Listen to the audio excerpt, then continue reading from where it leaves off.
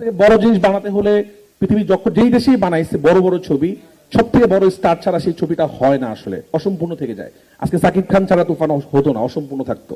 এবং আমি কাউকে ভাবতেই পারি না। আমি যখন গল্পটা আদনান ভাইয়ের সাথে শেয়ার করি, আদনান ভাইয়ের সাথে যখন শেয়ার করি তখন বলছি যে আমি তো সাধারণত গল্প লিখে দেন আমি কাস্টিং চিন্তা করি। আমি যখন গল্পটা লিখতেছিলাম এবং এক একটা সিন আমি টুকটাক অভিনয় করি, এবং আমাদের কো রাইটার আদনান ভাই উনিও খুব ভালো অভিনয় করে, আপনারা সিনেমা হলে গিয়ে দেখতে পাবেন। তা আমরা যখনই এক একটা তুফানের সিন লিখতেছিলাম আমাদের একজনের কথায় মাথায় আসতেছিল যে সাকিব খান ছাড়া এটার কোনো বিকল্প নাই। তো তারপর আমি ভাইয়াকে প্রস্তাব দিলাম এবং গল্পটা বললাম। ভাই আমাকে বললো যে এত বড় স্বপ্ন দেখছিস, পারবি তো রাফি? আমি বলছি ভাই ইনশাল্লাহ, ভরসা রাখেন আমি পারবো। এবং আমি ভাইয়াকে বলতে চাই, শুটিং এর শেষ দিন ভাইয়াকে আমি বলছিলাম যে ভাই আমি যা যা কমিটমেন্ট করছিলাম সব রাখছি তো?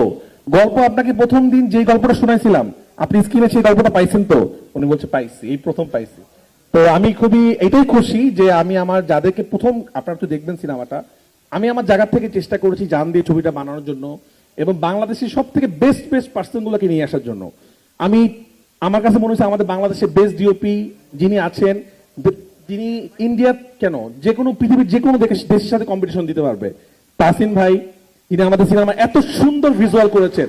এই ভিজুয়াল কিন্তু বাংলাদেশি ভিজুয়াল, এটা কিন্তু বিদেশি কোনো ডিওপি করে নাই, আমাদের বাংলাদেশি একজন মানুষ করেছে। এবং যে ভিজুয়াল দেখে শুধু বাংলাদেশি রিভিউয়াররা রিভিউ দিচ্ছে না, ইন্টারন্যাশনালি বলতেছে যে ও মাই গড, এটা এত সুন্দর ভিজুয়াল আমরা দেখি নাই। তো আপনাদেরকে আবারও ক্লিয়ার করে দিচ্ছি যে এটা Bangladeshi visual, made in Bangladesh.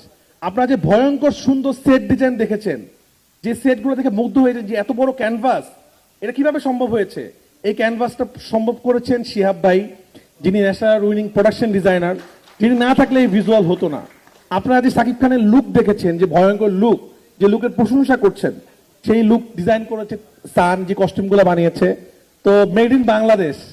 এবং যে সুন্দর সুন্দর ডায়লগ সিনেমাতে আপনারা দেখতে পাবেন, যিনি লিখেছেন আমার সাথে কো রাইটিং করেছেন আদনান আকিব খান, এবং যিনি খুব ভয়ঙ্কর একটা জিনিস অভিনয় করেছেন। এবং আমার মনে হয় এই সিনেমা বের হওয়ার পর তারও মানুষ ফ্যান হয়ে যাবে। এবং প্রত্যেকটা মানুষ এবং সাকিব খানের লুক নিয়ে সবাই কথা বলছে, যে গেট আপ, চুল থেকে শুরু করে সবকিছু, যে মেকআপ আর্টিস্ট মেকআপ করেছে আমাদের সবুজ, মেড ইন বাংলাদেশ। তা আমরা চিন্তা করেছি যে না, আমি বাংলাদেশি মানুষ, যেটা যেটা সম্ভব বাংলাদেশে, যতটুকু সম্ভব আমি বাংলাদেশের মেধাকে নিয়ে আসতে চাই। তো যাই হোক, একটা ভালো সিনেমা একটা ভালো টিম ধারায় সম্ভব হয়।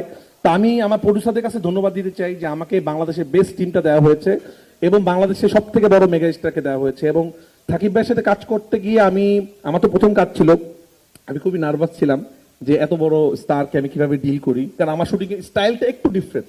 আমি একটু স্ক্রিপ্টের বাইরে শুট করি, কখনো স্ক্রিপ্টের ভিতরে শুট করি, কখনো বলি স্ক্রিপ্ট পড়া লাগবে না। তো আমি খুব টেনশনে ছিলাম যে এত বড় অভিনেতাকে কিভাবে ডিল করব। বাট সাকিব ভাই আমাকে প্রথম দিন শুটিং এ এত কমফোর্ট দিল এবং আমাদের জান এত সুন্দর সিঙ্ক হয়ে গেল, মানে আমার মনে হচ্ছে শুটিং কেন শেষ, আরেক কিছু শুটিং হলে ভালো হতো। এবং জানি না, আমার কাছে মনে হচ্ছে আমার এখন পর্যন্ত করা বেস্ট যার সাথে জেলি হয়েছে সেটা সাকিব ভাই, আপনারা দেখতে পাবেন। এবং আমি গ্যারান্টি সহকারে বলতে পারি নতুন একজন মেগা স্টারকে আপনারা এই ছবিতে দেখতে পাবেন, যে স্টারকে আপনারা এখনো দেখেন না। আপনারা তো সাকিব ভাইকে দেখে ফেলেছেন, কিন্তু উনি যে ভয়ঙ্কর লেভেলের ভালো অভিনেতা, আমি আপনাদেরকে এটা আগেও বলেছিলাম। এখন আমি কনফিডেন্সের সাথে বলতে পারি তুফান দেখার পর মনে হবে, প্রত্যেকটা সিন দেখার পর, যে একটা মানুষ এত ভালো অভিনয় কিভাবে করে, এটা আমি গ্যারান্টি সহকারে বলতে পারি।